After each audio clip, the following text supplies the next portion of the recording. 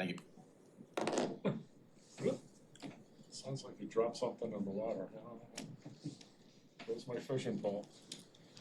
All right, everybody, good evening and welcome to the November 12th, 2025 meeting of the Barnstable Housing Committee here at Barnstable Town Hall, 367 Main Street, Hyannis, Mass. Selectmen's Conference Room, second floor at 4:08 p.m. The meeting notice has been previously filed with the town clerk in accordance to the Massachusetts General Law. This meeting will be replayed via Xfinity Channel 8 or High Definition Channel 1072. Also may be accessed via the Government Access Channel live video on demand archives on the Town of Barnstable's website. Notice of recording this meeting of the Barnstable Housing Committee is being recorded and broadcast on the Town of Barnstable's Government Access Channel in accordance with Massachusetts General Laws 30A, Section 20. The chair must inquire whether anyone else is recording this meeting, and if so, please make your presence known. Sounds good. All right, call to order. The introduction of the committee members. Hilda Hay, chair, is absent. Chris Beach, myself, vice chair. Don Lytle. Online. Lined? No, I didn't get somebody. I apologize. We're aligned to gloves, you know. I apologize. Joseph Jaconia, crushed it, secretary, and then Aline Eilis. And we also have staff Corey Pacheco and Jillian Douglas. I want to make sure I didn't mess his name up. As well as the town councilman liaison, John Crow. So next is the general public comment. This is for public comment, not on the agenda this evening.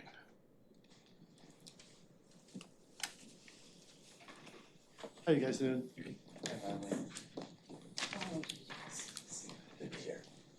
Yes, and Eileen Ellis is here.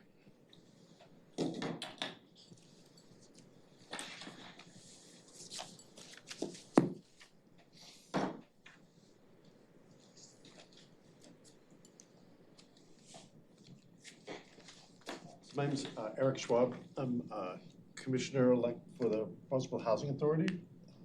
Getting sworn in on Monday. And in preparation for our monthly board meeting, I've been meeting with folks who I know around town who are addressing the housing issue. There's a general feeling in the public that we've talked about it quite a bit, and maybe it's time to start making some choices and start building.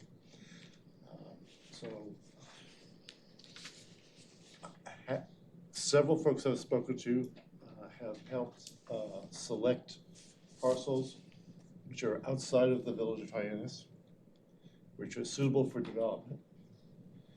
And I'm here today to invite you folks to add any parcels that you've identified as part of your research to our list. I know you've been doing a review of the town-owned properties. And if there's any particular item that stood out to you as being suitable or desirable for building, we want to start in April. Okay? We got 6 months to figure out what we're going to build, where we're going to build it, and Julie can help us how we're going to pay for it. But again, you know, talk is cheap, and we've done a lot of it. And we want to start building. And we want to build on what is commonly referred to as a Cape scale. I think we can all agree that the 4-story housing with 10 to 13% inclusionary is not going to get us where we need to go. We need to get to safe harbor, and we need to get there quickly, especially as the sewer lines expand westward. If you want to drive in from Falmouth and hit 4-story housing along both sides of 28, you know, from Marshall's Mills all the way to downtown, then we can just keep talking. You know, if you want to have influence over what that road looks like, what the housing we live in looks like, then we have to start building 100% affordable now. So again, this is just an invitation to participate in that dialogue. Hopefully, you guys have some recommendations that you want to share. We're meeting next Thursday at the Housing Authority. If you just reach out to me, I'll set you up with the meeting invite and everything you need to do. But we'd love, given all the work you guys have done, we'd love to hear what your suggestions are. And that's it. Thank you very much. Congratulations on the job. Thank you.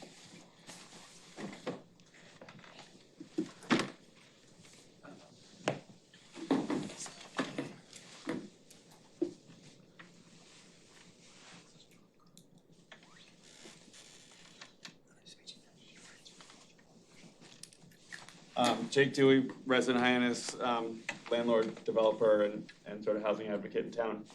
I just wanted to sort of make a comment about this committee per se. This committee's existed through this housing crisis we've been in.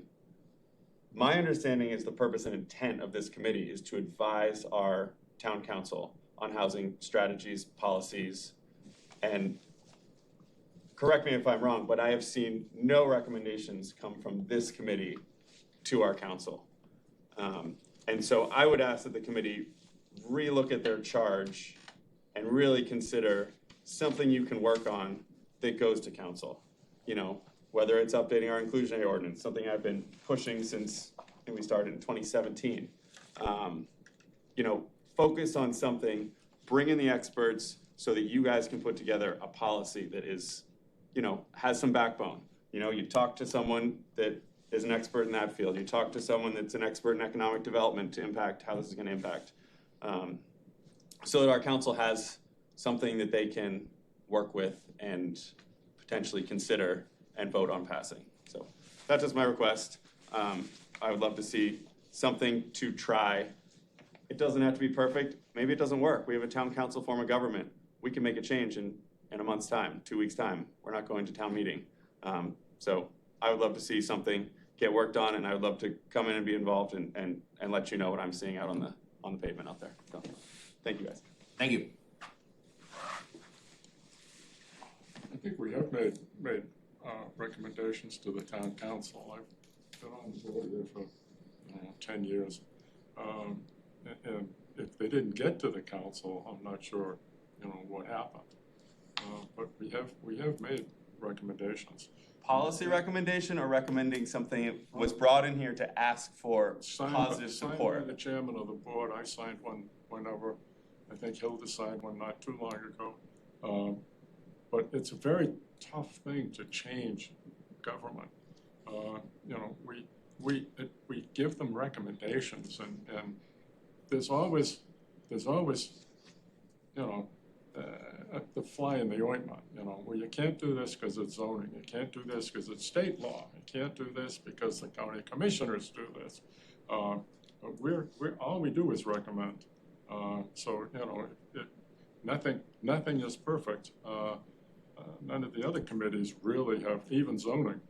They go to the appellate zoning board, or they go to the court system. But this is an advisory committee to the council. Yes, it is. What could we? Do you have a wish list of what we could advise? Inclusionary ordinance is a very simple thing.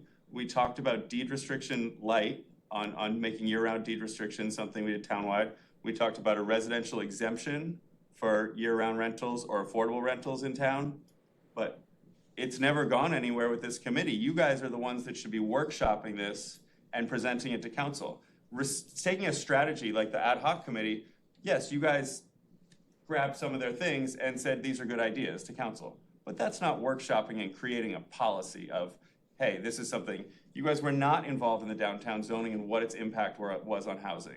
You saw it and you reviewed it, but there was no, this is important. No, we need to bring in someone that's gonna tell us what's gonna happen when we do this. Oh, we're gonna have, 100 units come online. You guys are supposed to be the experts in housing that are able to give that expert opinion to council. And if you guys don't understand it, you bring in an expert here. Grab a realtor, grab a developer, grab a landlord, grab a tenant, grab anyone in the housing field out there. so that you can put all that together, package it up nicely, give it to the council. This is our recommendation and this is why. The town council makes the policies. They ask us what our opinion is. We either approve or disapprove of different recommendations. I think you think we have a whole lot more power than we do. We're I don't think that was the charge of the housing Also not committee. holding ourselves out as experts. We're citizens. The city council put us on the, by application to the town council, and they thought we were okay. They put us on the committee, and we are more than willing, to do different things. But we don't necessarily agree with everything. I'm not sure, and just for myself, not the committee, I'm not sure that, taking town, properties off the tax roll, give them an exemption, change zoning so you can have 19 homes on a quarter acre. I'm not sure that that's what we really want. And the town council wants to know what us as citizens think. I don't think they're looking to us. If they are, they're not looking to me. I've been a lawyer for 51 years, and I've done some land use, but I know nothing about engineering. I know nothing about building. But we're trying. We want to try to do it, and we need people like you that are expert to come in. We've had some people in the past, and we just don't seem to have them anymore. We need the experts, whether it's the town or whether it's the developers. We are not anti-develop. We are pro-affordable housing. I talk too much. No, it's really valuable to hear what you say. So why do you think we're in this pickle? Right? I mean, for 10 years, people have been talking about housing, and go ahead. If I may say something, one of the areas that we've begun to explore has to do with the whole challenge that much of the Cape is marshland and what is available land outside of Hyannis. And there are possibilities because the sewage system is often the barrier. But there are some creative ways to manage that sewage system more in an individualized homeowner to homeowner. And there, I have brought this up in various forums. I'm looking forward for us to discuss it at further length and to be able to figure out what are the barriers, what are the political, what are the service, and what are the fiscal factors, and that we analyze those. And that's one of the things we are beginning to do in this committee, to be able to follow through with your your request to come for policy. But you just don't sit at a table and have a discussion and then run to the town council, because it's a waste of their time as well, unless we've done our work to back up whatever it is that could be a possible solution. So I just wanted to add to what you said. Fine. So we were at Hyannis Civic last night, and we had the largest turnout probably in 10 years. And the primary topic was zoning and what the large-scale building is doing to our village. The general consensus, in fact, the whole room was full of folks saying that building 4-story housing with a 10-13% inclusionary rate is never going to get us to where we need to go. And so we're desperate for leadership on this issue. The Hyannis Civic is going to speak up, particularly about inclusionary, because that's an area that Jake's done a tremendous amount of work on, and you should listen to his recommendations. I mean, I've written an article, Diana has written articles about the inclusionary rate and how it's not working, right? So if that's not working, right, then we need to figure out what's possible to work. What is the plan? What is the strategy, right? this is why I want you to tell me what inventory is good, because of the marshland. I mean, we're building on marshland in Hyannis, they just bulldozing it, okay? We don't have the same protections that other parts of town do. But if you've looked over the inventory, and you know what's marshland and what's not, because you picked over that inventory, right? I mean, I watched you guys do it. You had reports, so, can you share that with us and highlight the areas that you think where we could build that isn't marshland, right? Where maybe the only obstacle is sewer, okay? Because the excuse that, we have to build in Hyannis because it's the only place that has sewer, you can only build so much here, and you've sort of reached that point, right? There are alternative technologies available that allow you to build with some degree of density. It's like you're not going to get the phosphorus removal that everyone needs around the lakes, but you're going to get some degree of nitrogen removal. And since half the town is never going to be sewered anyways, right? Why not pick properties that are never going to be sewered in our lifetimes and figure out how you can build an appropriate place at appropriate density that allows people to go on with their lives and stop talking about this issue, right? We should be talking about how to bring business to Barnstable. We should be talking about how to expand jobs in Barnstable. And we're spending all our time talking about housing, right? So let's change the dialogue. Let's solve at least part of the housing problem.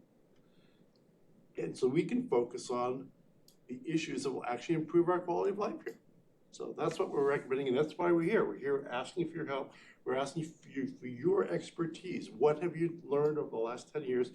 Where is the best place you think for us to place our bets? Where do we go first, right? If you give us that guidance, we'll appreciate it, we'll respect it. Thank you. And I guess it would be to ask what the goals are of this committee. Is it to create affordable housing? Is it to create housing? Is it to identify the biggest housing need in our community, which could be homeownership, it could be the unhoused population problem, it can be just straight affordability, it can be year-round housing, but what are you trying to accomplish with a policy going forward that the town council could adopt? And how do you get to that? If it's just affordability, okay, how do we get to affordability? More deed restrictions. And unfortunately, we've probably had 1,000 units go through permitting in the last 8 years here, and we only got 10% inclusionary. And we've missed that boat. We unlocked density, which got us a lot of units, which should have gotten us a lot of affordability, but it unfortunately did not. So do you have a gut feeling about where it's possible to build? I mean, would you like to see building in Austell, for example? There are parts of Austell where the Barnstable Housing Authority owns property. The Katuitt Fire Department owns 20% of the village. If you drive down 149 Yep. in West Barnstable, Yep. there is available land there. Right. Much of it is marsh. Right. That's an example. Well, that's an obstacle that we need to work around by looking at the available inventory. And if necessary, we have to focus the DPW on doing surveys, right? I mean, if you had a 20-acre lot, there might be 2.5 acres of dry land, right? And then you have to ask the question, is it worth disturbing it? Is it so important? Does it create so much value for the town? Or does it create more value just to leave it alone, right? Because that's the default decision for West Barnstable. The default decision is, we can't touch it, right? Well, you shouldn't be building on the marshes, the wetlands in Hyannis, right? You should probably just leave that alone, right? But you're not, okay? So how do we spread the burden?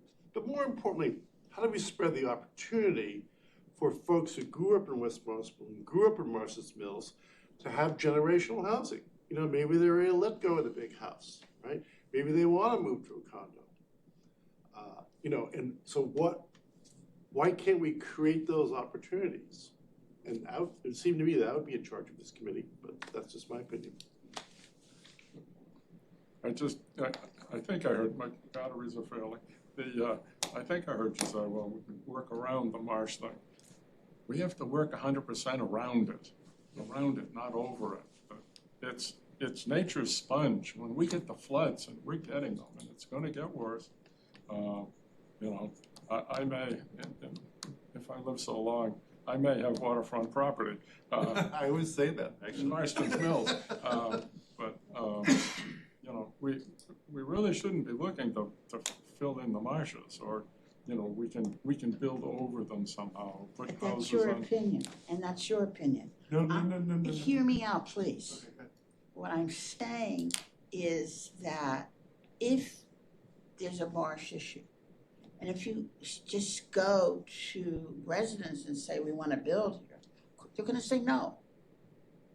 But if you first educate the community on how you can build, where there has been such building, and the outcome therefore, and people begin to understand and have more information than they currently have, then you can start talking about building on a marsh, still keeping in perspective, wanting to keep the Cape perspective, you know, the look, the feel.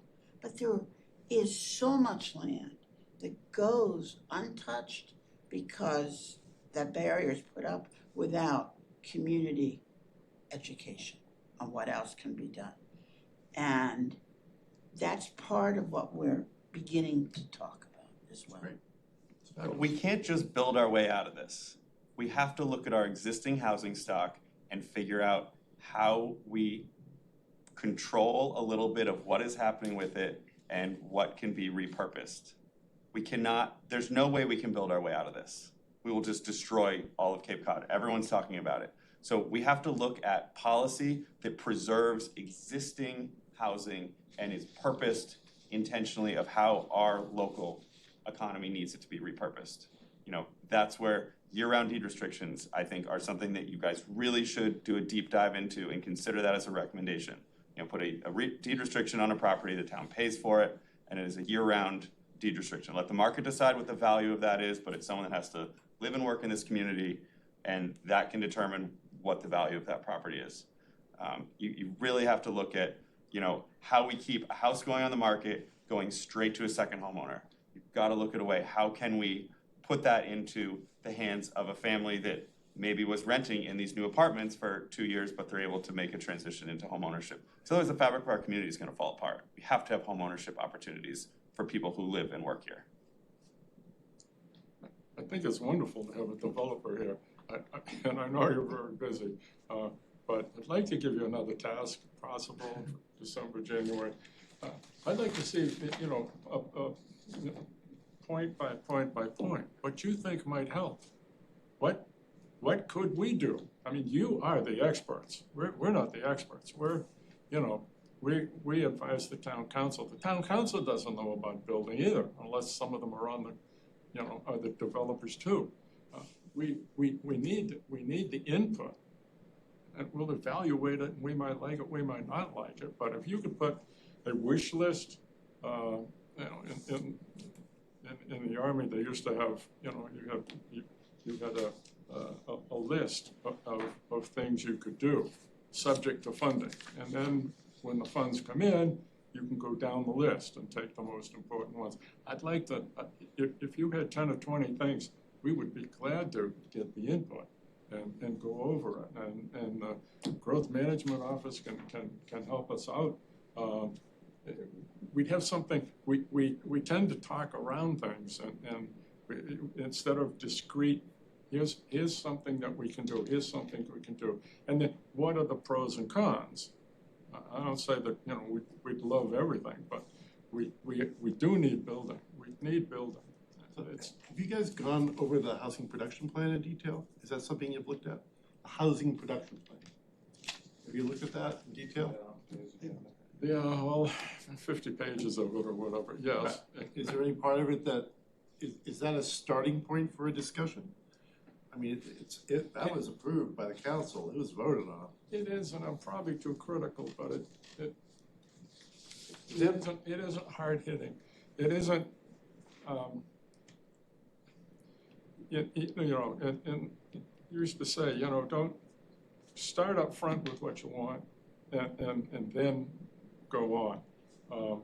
Judge is not going to read more than the first 2 pages. I don't care what they say. you can have a 100-page brief. And it's funny they call it a brief, but it's a brief with 100 pages, 200 pages.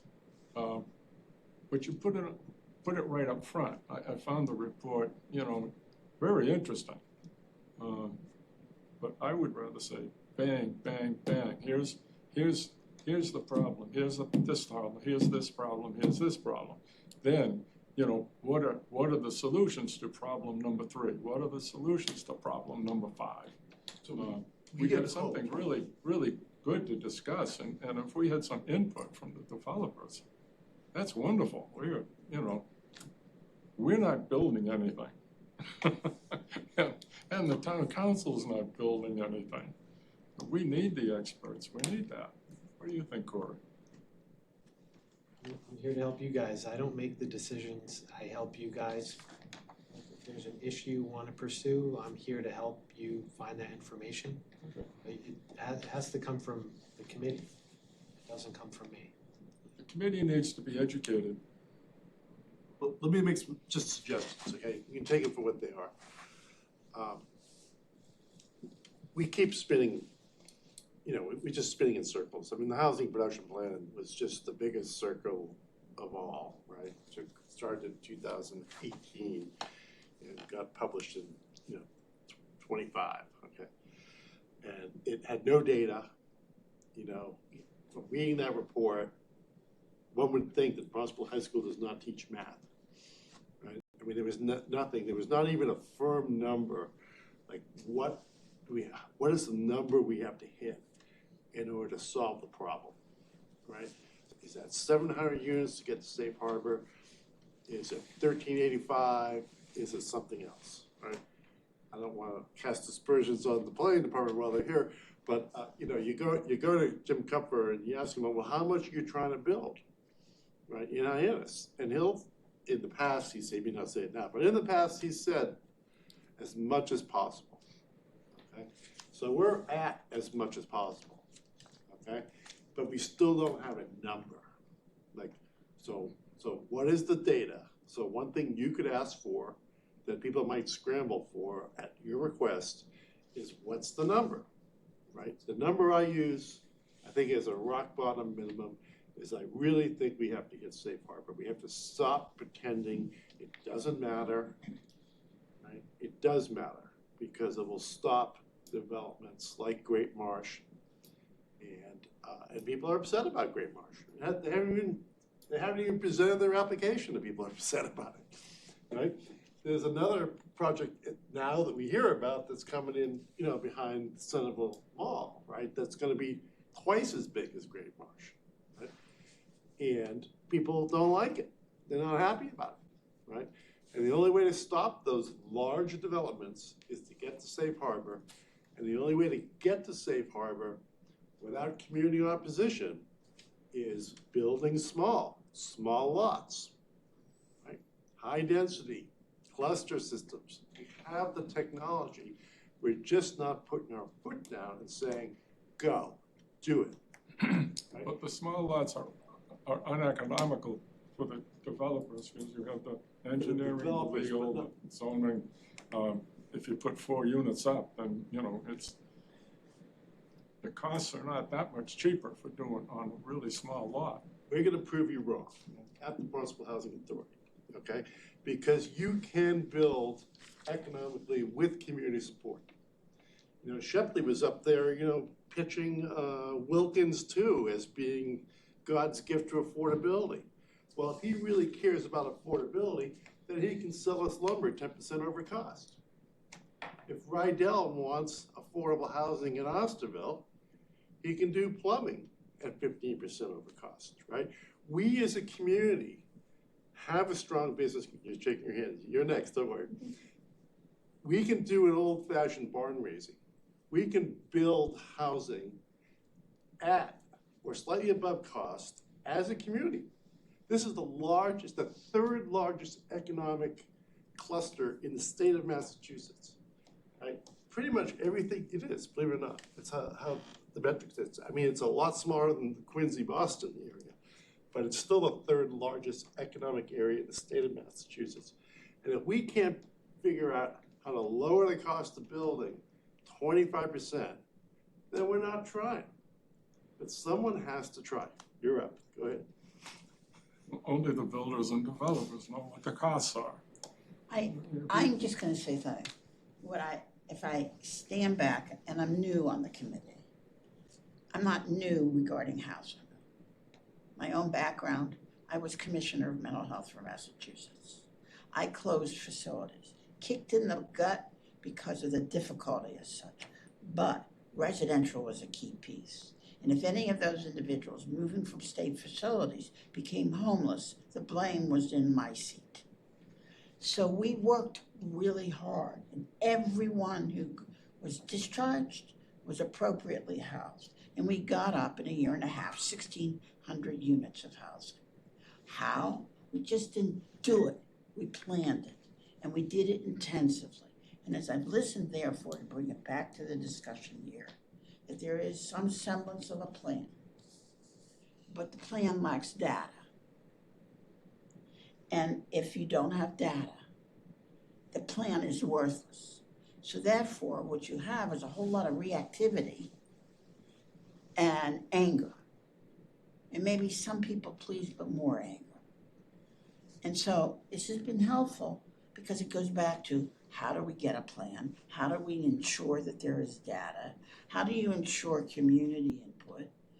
That helps structure our discussion and our planning. But it's not going to be giving a plan that happens in a week because there's some work to be done. I understand, and thank you for your thoughts. So it is possible to build 1,600 units in what period of time? You just mentioned a time frame. I said, do I have a time frame? It's a committee decision to have a time frame. But should it occur quickly? The answer is yes. That's heard. That's a message you've given loud and strong.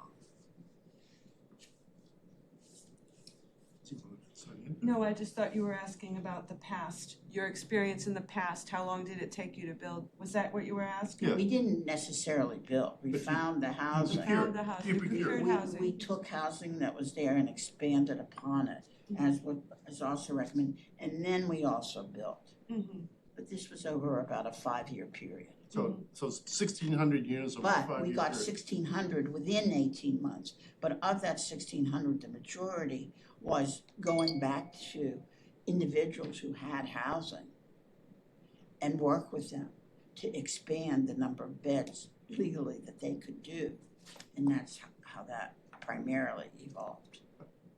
Well, we have the ADU laws. We can basically turn every home in Barnstable to duplex, right? So that's something to work with, right? But are you going to incent homeowners to do that? Every time I listen to someone talk about ADU, they complain about how expensive they are. But this means having discussions with the community as well. That has to get dialed in. And our elected officials, as yourself, and at the, not just the town level, but the state level as well. I understand. I spend a lot of time talking to people both online and I've helped on multiple campaigns for several years and have knocked on a lot of doors. And there's plenty of discussion. There's people are talking, and what they're saying is, what the hell are you doing with these 4-story buildings? What are you doing building 10, 13% inclusionary? Why aren't you at 18%? Okay, why aren't you using town property to buy down the cost, right? Where is the money from the Affordable Housing Trust Fund being invested? Do we really want to give wind development $2 million? Could that money not be used better in a deed restriction program? Couldn't we get more housing faster with deed restrictions, right? What if we changed the short-term rental rules and regs? Could we force houses back into the year-round market? These are all known, proven strategies. These are policies that towns like Brewster are implementing. They voted on it a couple of weeks ago. You know, we're still talking about it. They're voting on it, right? At town meeting, no less. There you go. So if Brewster, with the archaic town meeting policies that they have can move faster than us, then that's shame on us, right? We can move faster. So with your experience, which is actually fantastic, with your experience, where do we go first? What's your first step? What are the 3 steps ahead? Play chess with us. Show us 3 moves. I don't feel like being king or queen, but what I said, and it's not just me, it's all of us, has to do with assessing first whatever that plan is, what that has viable information, figuring out what's missing, i.e. the data, and how do we get that data. That's a key piece of it. So I have a lot of that data. I'm kind of a data nerd. So you have the data. I collect the data, and I'm here hoping to get more from you guys, because I want to know what your opinion is on the town-owned inventory. Can we get your data to know how we enhance that data? Absolutely. We can get it, actually, the town can get it better than anyone, because they get it from the Department of Revenue. So it's not a long process to get the data. But we need to ask, so we need to agree on what data we want. We can get all of it from the Department of Revenue, which is one place I can't get data from, but the town can get data from, right? And we can figure out pretty quickly, you know, how many second homes we really have, how many short-term rentals we really have, how many people are really working in this area, right? How much workforce housing we really need, right? And how much of the building we're doing is just for second homeowners, right? And I'd really like to see some information on abandoned properties, unused properties, because there we already have a structure in place that could be improved upon and used for public and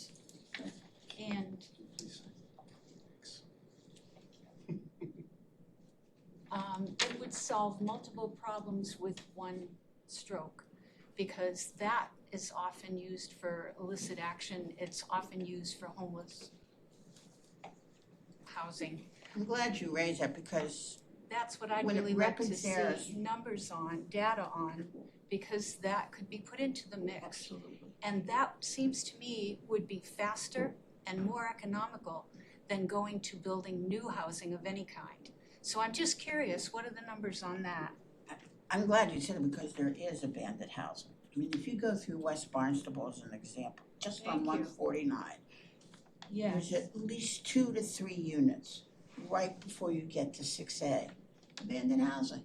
Right. No one's in it, falling apart. Periodically, you'll see somebody realize you better put a blue whatever on top of the roof.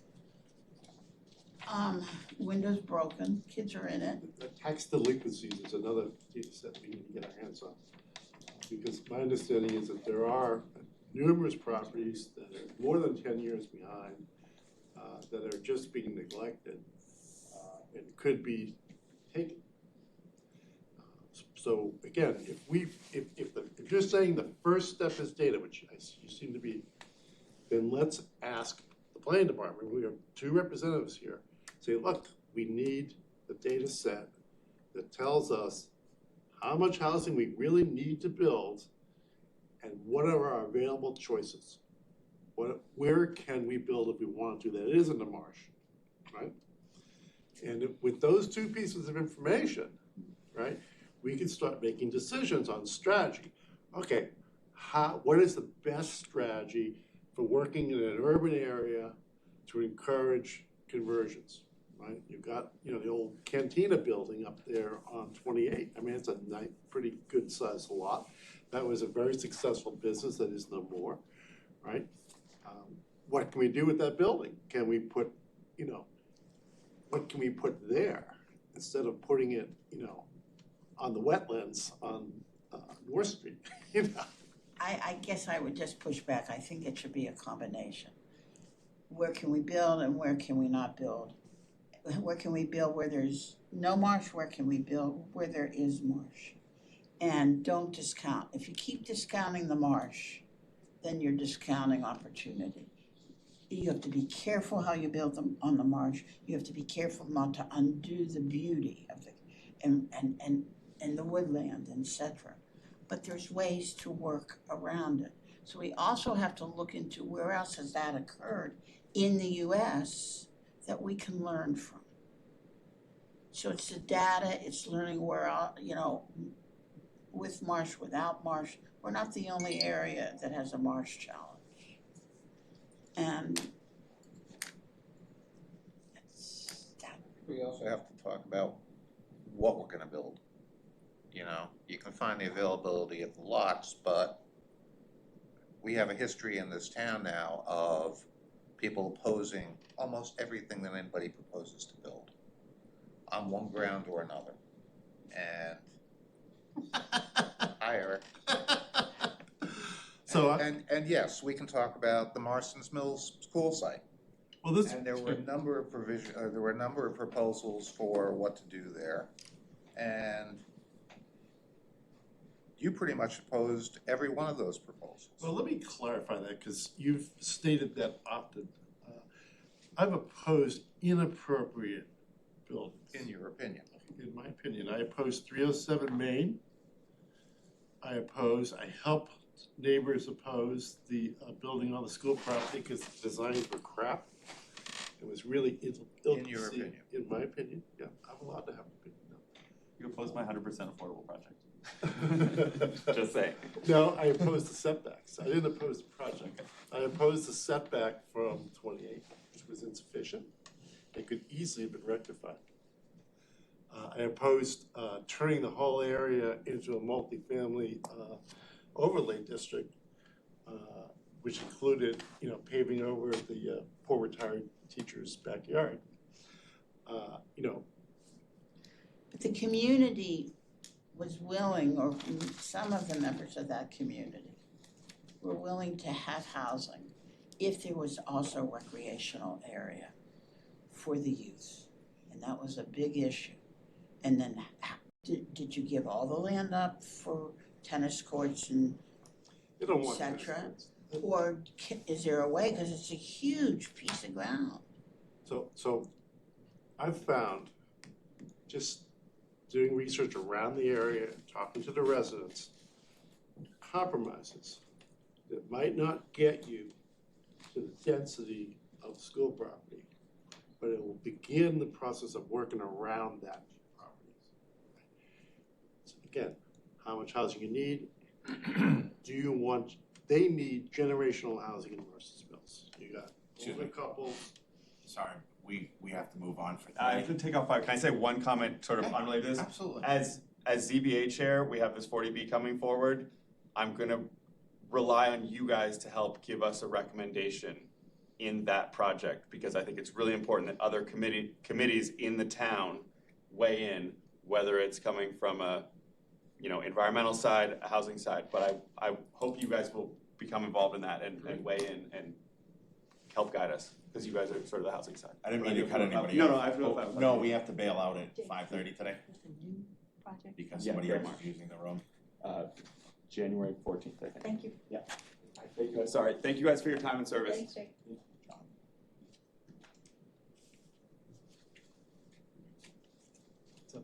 You guys are now have discussion? Yeah, I mean, I thought that's what that was. No. That was the general. That was public comment. Oh, That so- was public comment. All right, John, would you like to talk next? Sure, thank you. First thing, thank you for inviting me, I appreciate it, Anytime. to speak. I'm here to talk about short-term rentals, and I've been working on this issue probably for 10 years now at least. It's one of the opportunities we have to actually bring back existing stock into the affordable realm versus what we have now, where many people who have been, who own those homes have turned them into short-term rentals, at least for the summer, which precludes year-round rent. And also all the second homeowners that have been buying them, mainly either to retire at some time down the future, or to remove those as investments and just use them as an investment vehicle. Okay, and that really cuts down on the supply of what we have, and I think that's one of the areas that we really need to concentrate on. I'm gonna read about a page statement, or not page statement, something I wrote a little while back in August. The ad hoc committee to review and assess zoning and review the town's regulatory agreements, and the ad hoc committee to assess and recommend strategies for housing creation, both recommended that the town take action to regulate short-term rentals. I sat on both those committees. The ad hoc committee report discussed the significant impact of short-term rentals on the affordability and availability of housing in Barnstable. The committee acknowledged that there has been a long tradition of local residents renting their homes as seasonal rentals, for example, 1 week to the whole summer, which must be taken into consideration in developing short-term rental regulations. However, the committee reported that it discussed the negative impact of short-term rentals on housing that was made clear in 2 recently published items. The first item was an article in the Commonwealth Beacon dated February 21st, 2025, in which the CEO of the Cape-based Housing Assistance Corporation's Chief Executive Officer was interviewed regarding the housing issue on Cape Cod, was quoted as saying the following: "It is not that there is a shortage of housing units, it's a problem how they're used." And also, the person said, a lot of housing is not being used in a way that makes sense for year-round communities.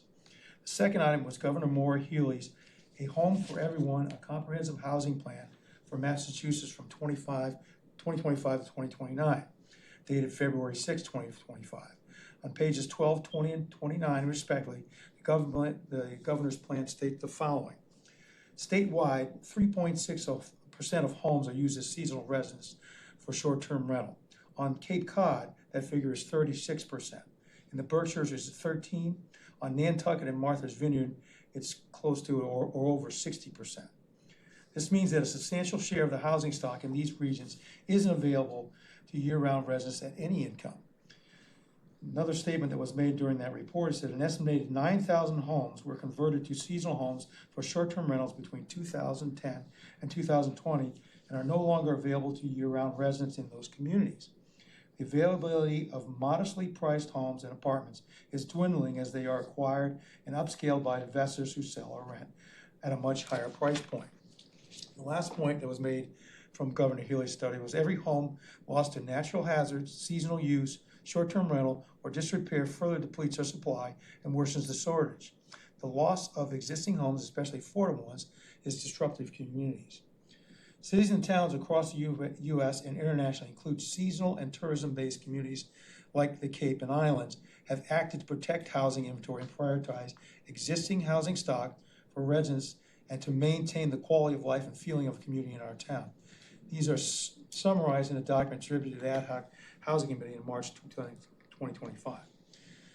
The town of Barnstable has estimated that 3 to 5% of our housing stock in Barnstable alone, or 3 to 5%. I think that's probably a conservative estimate. The town of Barnstable affordable housing stock is approximately 7% of the required 10% needed for relief from hostile 40B developments that Eric was talking about earlier. If we converted just 3 of those 5% short-term rentals to affordable housing, we would meet those goals right now. Okay, the trend has been going the other direction. It's a great investment. Hire somebody, usually a realtor or something, to manage it for 10 or 15%, and you make a good income throughout the year, mostly during the summer. Now, I asked for alternatives to that. I gave out a handout and listed communities not in Cape Cod, because many communities in Cape Cod have not really faced this issue head on and come to any conclusions. But you'll see there's probably 20 or 30 here in this document I sent you that have actually done that, and I used AI to look into those and actually what the policies were. But I wanted you to take a look at that to see that there's alternative ways of doing this that we've not even looked at here in the Cape. Many are successful. Many require a primary residence in order for you to rent short-term. That makes it that this is your tax residence. So that if you come here and you're from Florida or North Carolina and your tax residence is there, you're buying a house as a second home here to rent, okay? This will provide a relief to that. It will keep people from doing that as an investment vehicle. Okay, that's only one of the primary suggestions by many of these places, like New York, San Francisco, Chicago, Austin, Seattle. So I came up with my own personal, I put together a proposal. Now, that's just one council's proposal, and what's going to be happening in the near future is we're going to have a committee that's going to be made up of counselors that's going to look at zoning and also look at short-term rentals and a bunch of other things. So that's where that's going to occur, and bring this all together so everybody can look at what the ideas are and put something that's reasonable. But I think this is worth looking into very closely as something that can really change a number of our housing stock without back to reasonable rents for year-round housing. And you'll have to do that by regulation. I agree with Jake that you can put deed restrictions on it, but those who will not do that or do not desire to do that, that's what regulation is for, okay? And what I put forward asks for no zoning changes at all. Just asks for regulations that will actually take much of the profit motive out of investors using these homes as investments and bring them back to the housing stock. So that's basically what I had to say tonight. I think if to give you a start and let you know, I think the way we need to do this, instead of paying people not to rent, the deed restriction is a different thing, but paying people not to rent, unless you pay them what they're getting on the market now, it's not gonna, people aren't gonna take a bite for that. I think you have to put in regulations. That's not gonna cost us anything. It's actually going to turn around what is happening here. And all these homes being bought, I live in Ossfield, there's tons of homes in my neighborhood, half of them are empty during the winter time. And they rent them during the summer and they use them a little bit during the summer, but it's mainly an investment. I wanna live here 20 years from now and then I'll fix up the house and live there. But in the meantime, we have 20 years of not having a family or a family that could live there to buy and live in that house. But that may be different in different communities about whether it be bought by families or whether it'll be rented. But I think that's where we need to start. I think short-term rentals is a very important thing that we kick down the road for a long time.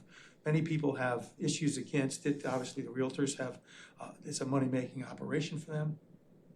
But in general, I've talked to a number of realtors, at least in my town, I think it's detrimental to our community in the way it's basically hollowing out neighborhoods. And looking at regulatory solutions to short-term rentals is something I think this committee should look at, and we're gonna do it under the county council. So that's all I had to say. I'll answer any questions if you have any. Go ahead, Donald. I agree, the short-term, people are buying it as an investment, the short-term rentals. It's beyond me why the town, allows that. It's actually a hotel. It's actually a hotel. They don't have a sign out front, they have a sign online. But it's strangers next to your house with your children, your grandchildren, that you don't know, and they're only there for 2 or 5 days. And they actually make more for a weekend than you can get for the monthly rent. And so it is an investment.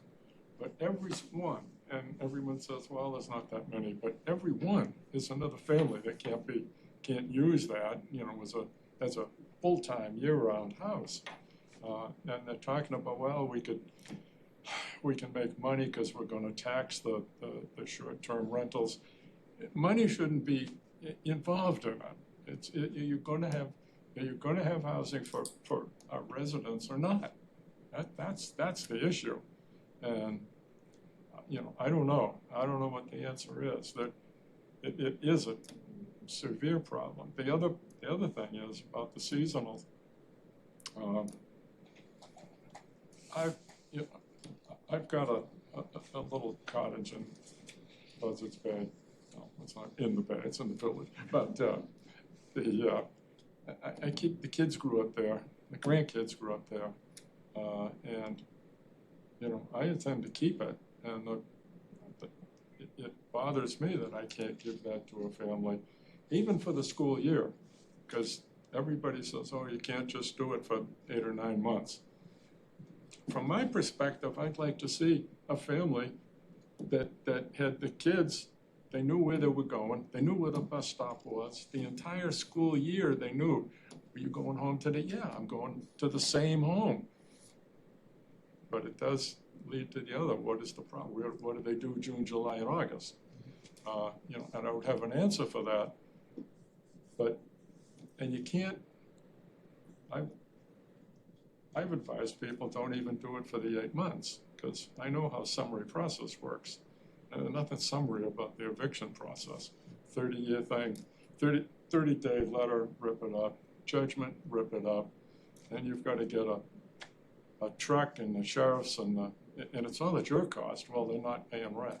You can't get them out. And I just couldn't see telling my grandkids, no, you can't come to the Cape this summer. That's, you know, you can come to our Barnstable house, but, you know, but everything's, there's a lot of families like me, and you know, you have the children's height on the doorways, and you know that, you know, they have such memories of it even today.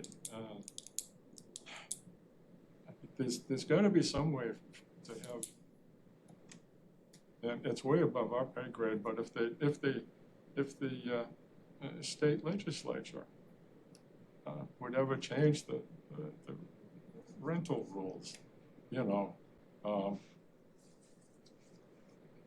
there's nothing summary about it. You missed the whole 3 months. You're not an attorney if you can't delay it 3 months. But you're first talking about the taxes So how, you that know, we collect, or that the town and the state collects on short-term rentals. And the ones, the taxes that were coming to our town have been earmarked for the CWMP, which makes sense. But then you look at that revenue, and people say, well, you cut down short-term rentals, you're cutting down that revenue. But how much time and expense are we spending on trying to create affordable housing here? Okay, and you've got to look at both sides and what the, you know, actually the expense we're going to alleviate what's happening with short-term rentals is a large expense. Okay, so I think those are comparable amounts. And but anyway, I know a number of people who've come and complained about being kicked out in May and back in September, November, that kind of stuff. But that's not a permanent home, and you're living in somebody else's couch or your house. So it's just like anything else. This is a way to bring more housing stock that's already existing back into the affordable field. Okay, and one way to do that you'll have to is regulate, in my opinion. And we don't have to pay people to do that, okay, because we're never gonna pay them enough that they get during the summer. The idea is short-term rentals have been around for, say, 15 years, or in that time space, and it's taken up a huge amount of the housing stock, okay? And many other states, countries, towns, and municipalities in that list have shown you what they've done. And you look what New York did, basically outlawed all of them almost completely. And I'm not saying that's the way to go, but a lot of these communities, if you look through that list, they have different ideas, and a lot of them have worked. So that's what I'm asking, just to take a look at that. There's different ideas and ways for us to go about this, but it's something we have to do, and not leave 3 to 5% at the smallest amount of our housing stock to say, oh, well, we'll get the tax money off of those when we're just spending huge amounts of time and money trying to get affordable housing here.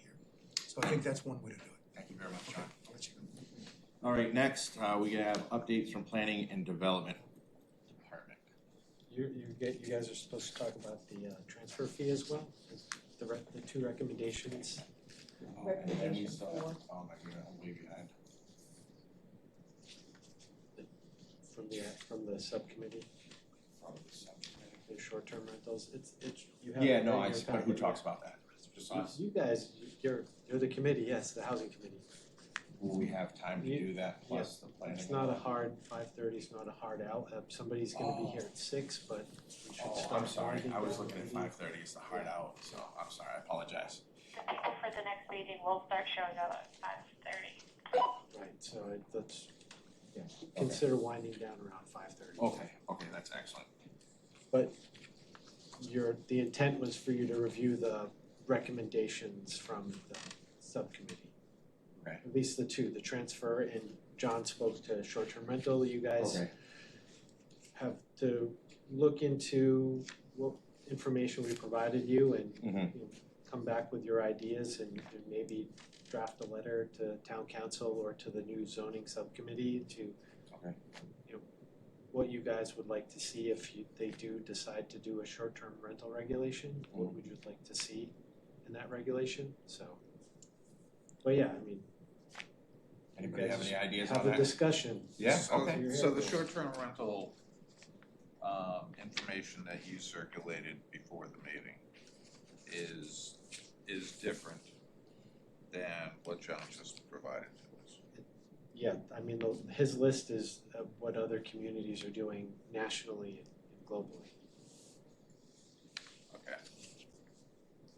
But similar, like you look at those examples and you see how they're regulating short-term rentals and Sure. if those ideas make sense to you and then those are recommendations you would provide to the policymakers. I don't know if you got to look at the transfer fee. I mean, do you guys find that to be a sensible policy? Did you look at any information on transfer fee? Well, is this from us now to come up with a policy now? No, you're not coming to No, bother, this it's just this for you is to for the discuss. December meeting or January meeting, but we need to go over it. Yeah, no, yeah, We definitely. should probably meet sometime, Yeah, if not I would be committee more than meeting, happy but to do that. just us, Well, you can't meet, to kick it around. you Oh, can't we meet can't? as a quorum outside of a public meeting. But you did provide it in enough time for us to review. Yes, And my own, just to get the conversation started now, is that the proposal made sense to me. I think we may have some questions just to tweak it, but that's my input.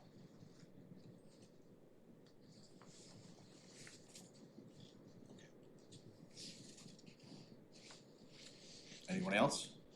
do you feel like obviously you don't, you need a little more time to Yeah, like, I think we need a little bit more time. okay, Come back next talk month. about? Yeah, I mean, I think it was short too, between the two meetings and stuff like that. So the idea perhaps that we have an interim meeting on this subject, or No, there would be. No, is that not I guess we needed? can't do that now, so.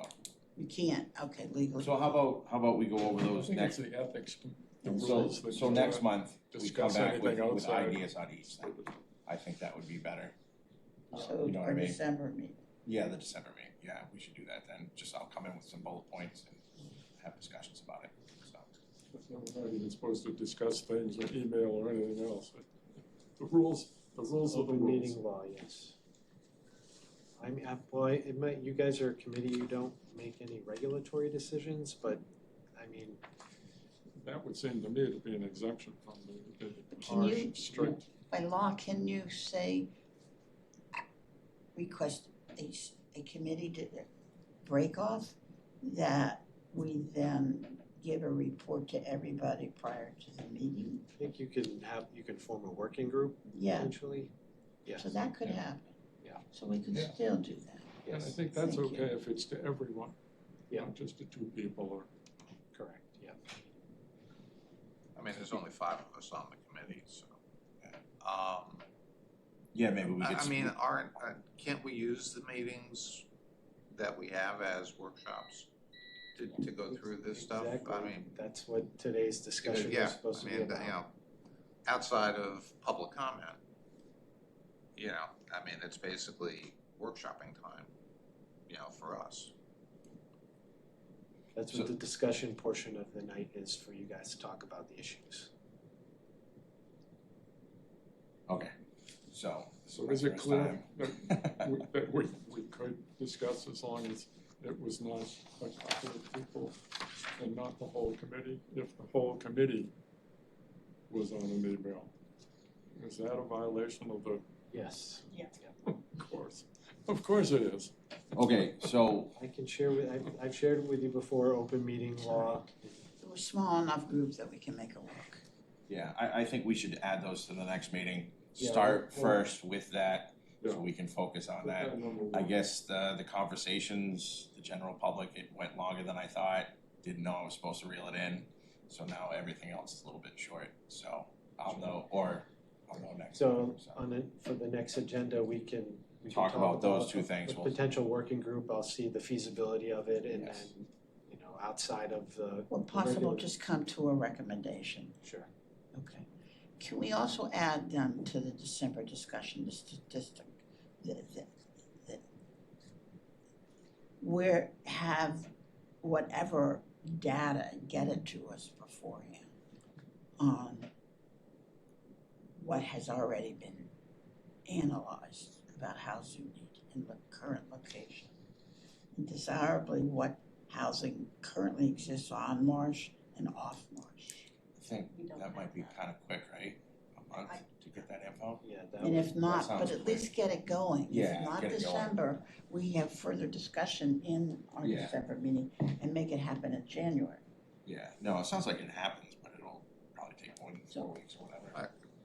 Agree on what data that you want then, and let's make that request. That would, yeah, and that could happen in December's discussion. So the agenda, We've got 20 minutes tonight. the agenda number one would be to prepare, or to discuss specific policies relating to short-term rentals and, so that it's not just housing, it's, it's the short-term rental. Is that the big thing?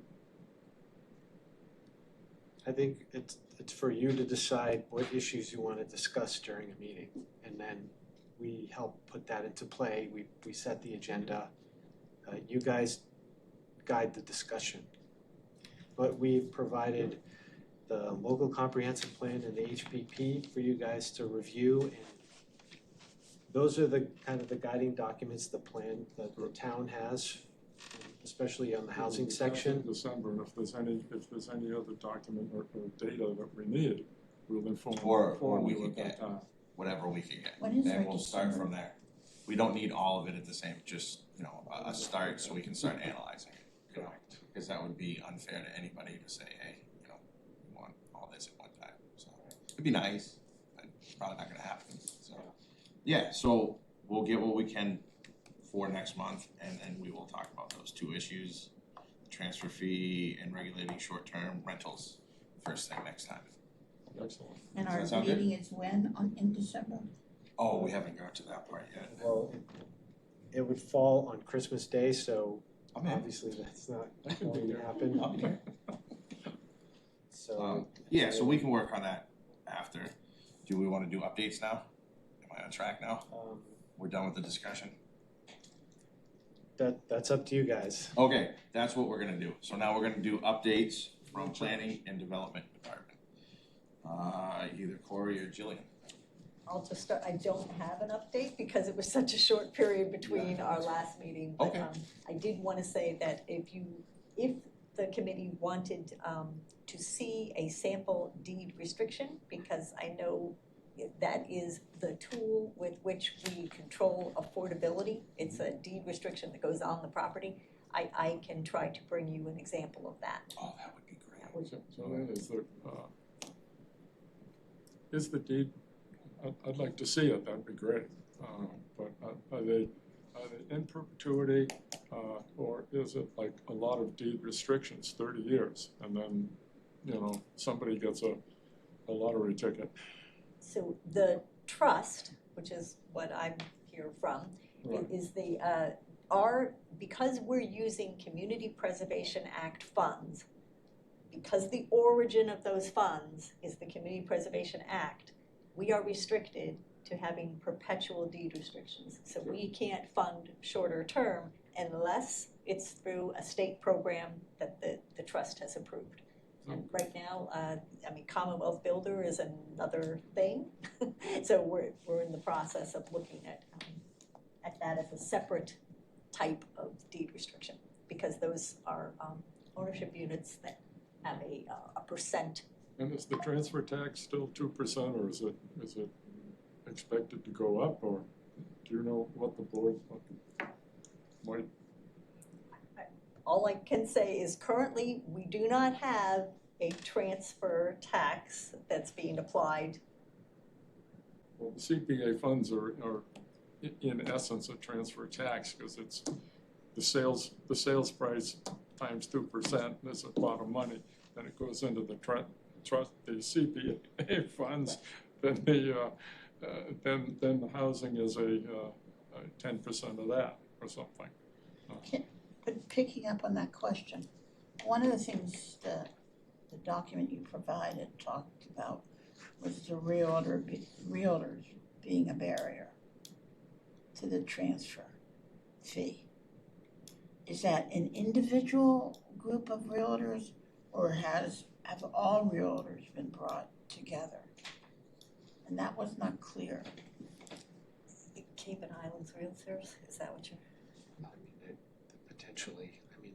And they represent everyone. It's a large group, there's a lot of realtors, it would be hard to say they, everyone. I think to take my question further,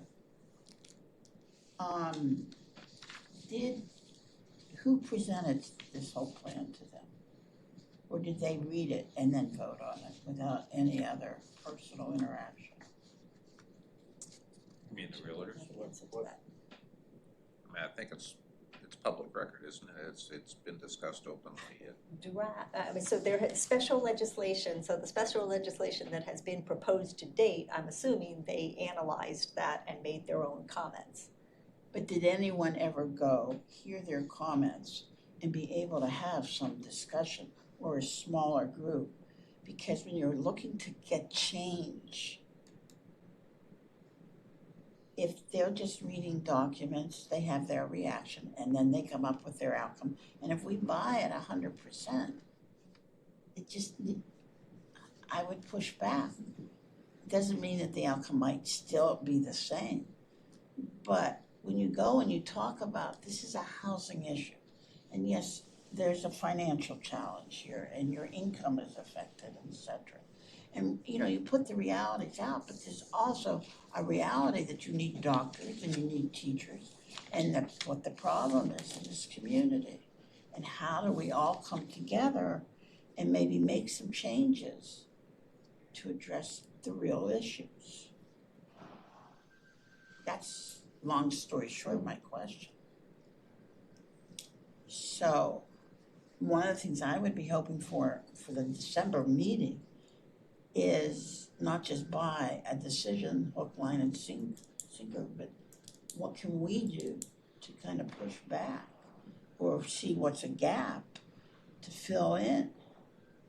I mean, I would say that the fact that realtors in general, oppose the notion of a transfer fee,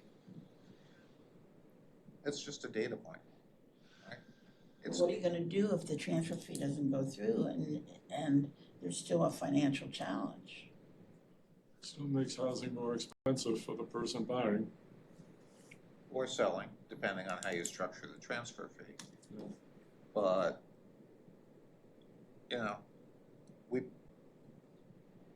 they approved the stretch code a couple of meetings back, even though building associations were opposed to it.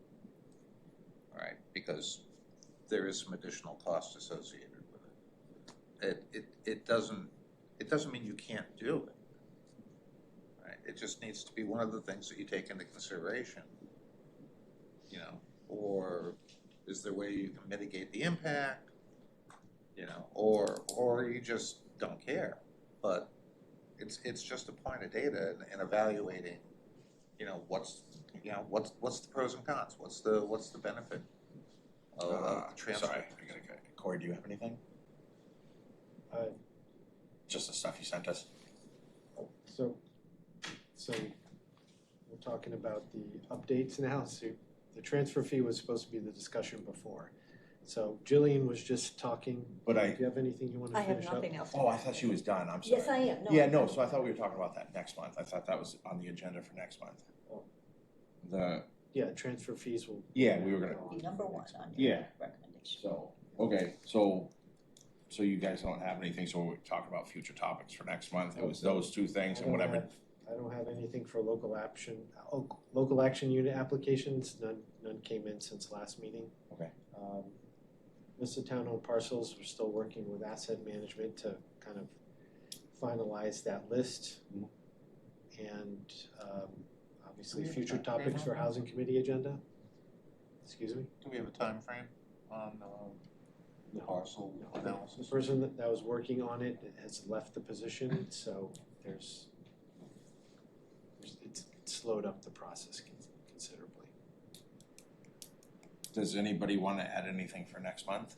The meeting besides those two things and then whatever information we get or data? I don't have an agenda for next month, but I do have an agenda for January Okay. or February if need be. And that has to do with us looking at the whole factor about marsh and what I said earlier.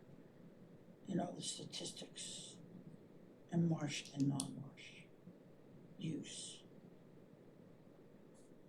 And also to be able to have a fuller research understanding, which needs a real review of the literature on what has happened in other parts of the country in addressing marsh land. Like if you built on it. Can I ask a point of clarification? A wetland or a marsh? I mean, what, I don't, Wetland. wetlands. And so the state of Massachusetts has restrictions about building in wetlands. So there, I guess, Like protected, right? yeah, since 1970, I believe, so I don't know. has anyone ever looked, because I guess I'm used to pushing an envelope. Mhm. I don't discount that there is that. I But mean, at like this, pre-existing development that's within a wetland, is that what you're? one is finding out, yeah, I happen to live on one. Two, I also believe that if you have a meeting with our state legislators and say, yeah, this exists, what can we do to get some flexibility because of our reality? That helps me to understand where you're coming from, because I was confused. I'm glad you asked. So are you saying that you want to expand on opportunities to build on, near, or around wetlands? With regulation and understanding, but yeah, I do. The Cape is a large wetland area. We have a huge employment issue in our schools and for provision of healthcare. It's just, let alone the overall service industry. I honestly don't think, just me personally, you know, we were talking about people denying stuff all the time. I don't think you're getting anywhere near wetlands. I'll be the first one to file an appeal. You probably will push back, but, you know, life is one of pushback and you I'm not saying it's a should. bad idea, I'm just saying in general, we I don't think, If we don't look at what could occur, we haven't done our job. No, absolutely, I think it's great to do it, but I just think, you know, I think people are just gonna automatically push against that. And that gets back to education Absolutely. and understanding. And, you know, if you take all our docs and put them in a meeting who are complaining that Cape Cod Healthcare has not been able to bring in more staff as needed, and you begin to show what the challenges are and how do we come to some consensus, then you bring in the hospital structure for input. And the same thing with our public school, if not our charter school and private schools, who can't get staff. All right, so, Just trying to clarify what the wetlands issue is here. So, we can review the state regulations that, you know, currently protect or allow, you know, development on or around wetlands. Are you looking for a mechanism to somehow get around those regulations, or? Assess it. Assess where there might be opportunity. That up until now, the wetland issue has just been, sorry, can't do. We re-look at it. I'm not, you know, just not listen to the barrier, but assess it. So, but if you assess it though, that's probably gonna cost Then- To money, what right? end, and to what end? I mean, if you assess it, you're gonna have to have people go out I and do don't- studies and. I don't think she means tax assessing, I think she means assessing as an issue. That, at least in this group, we assess. Oh, you mean just talk about it? I mean, I'm sorry, I get you. we look at it, then we go back and we ask our staff to take it further. Beyond what we're capable to take the time to do. Yeah, Julian, I mean, you that's better- that's a huge lift, Yeah. but also most planning nowadays is centered around not building near Right. wetlands The- and sensitive I'm areas, not- so I'm just stating I'm like not the negating buildability that. of that issue is I'm not negating that, but I'm Yeah. just saying a heavy lift. it could be a heavy lift. But if you don't look at it, and you keep hearing about housing need, then you make a decision, no more housing, go to Plymouth and live. And by the way, go ahead and work in their school system. And then the docs will stop coming here and will just say, well, the regulation doesn't allow us. My attitude is, look at the regulation, just see if there's an opening that hasn't been thought about, or that we discuss it, and then go and figure out how that might be able to help the challenges we have. But it takes analysis and it takes a little bit more time, but it can be done. If, for the reasons I just said.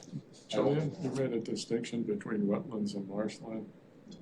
It was Is my marsh semantic. just a subsection of the Yeah, wetlands? a wetland is many things, and a marsh is a very specific term. Okay, but there are some marshes that exist without being declared wetlands. No, it is a subset of wetlands. So it's a subset of it. Yes. Honestly, I think it was brought up earlier. I think we have so many houses already. I just think they're old, they're abandoned. I think if they were bought, updated, put additions on them, you know, whatever the land is already there, I think it would be a lot cheaper.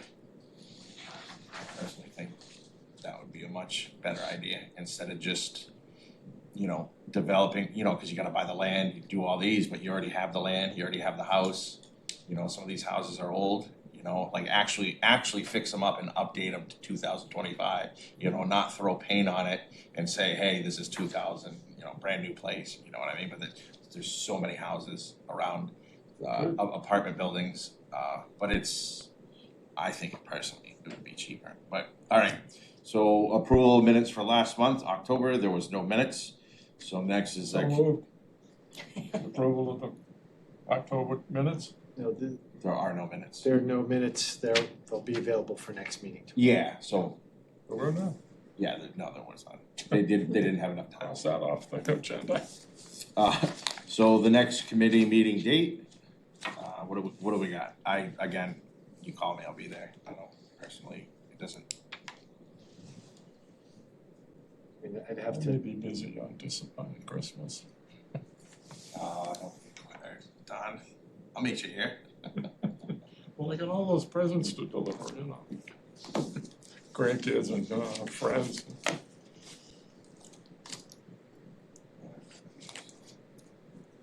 So we were doing the 20th? That's pretty close, but that's Thursday. Can we do that, or? December 20th? December 20th, so Saturday. Oh, I'm sorry, I was looking at November, I don't know what I'm doing. December, yeah, Yeah, 20th that's Saturday. Saturday, yeah, so that's terrible. So What the is- 18th?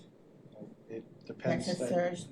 Yeah, we had that down, the 18th. 18th potentially, I'll Already have to got that check one. the schedule to see if it's a town council meeting night. But potentially the 17th, so we can go with either the 17th or the 18th. Could we do this? I'm in Boston on the 18th, if we could do it the 17th. Sure. I'll At confirm, 4 I'll o'clock? confirm that with town schedule Thank you. and I'll email you guys tomorrow, On the 17th, the 17th of December. I got a board of directors meeting for the Cape and Island Vets. On the 17th of 4. How is the 16th? 5 o'clock. No, I can't do the 16th. could come for 30 minutes if there's a vote to be taken. Should we do it? I mean, we could still have the 17th meeting as long as we have quorum. Well, make quorum. Thank you. Yeah, I'm fine with that. I'll verify tomorrow with you guys. Yeah, that's fine, okay. Again, I'm good. Can we do, can we do the January meeting also?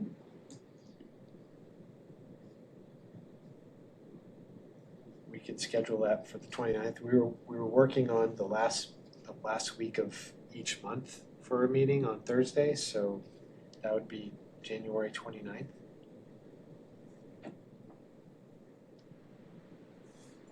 Okay, 4:00? at 4:00. So what date? January 29th. January. January What 2020. happened in December? Did I miss that? December. December, we're focused on the 17th. Oh, okay, oh, so you're doing It's the a next one. trial, he's gonna float that January. around and Okay, then I gotcha. So We're December hopping around. 29. No, January 29th. January 29th. December 17th. Thank you. What day of the week is January 20th? Thursday. That's Thursday, And January was what? 29th. Wednesday. I thought that was January. January. Okay. What about December? December 17th. 17th, Wednesday. All right, we good? Motion to adjourn? So, Second, somebody second that? second, Second. all in favor? Aye. Aye.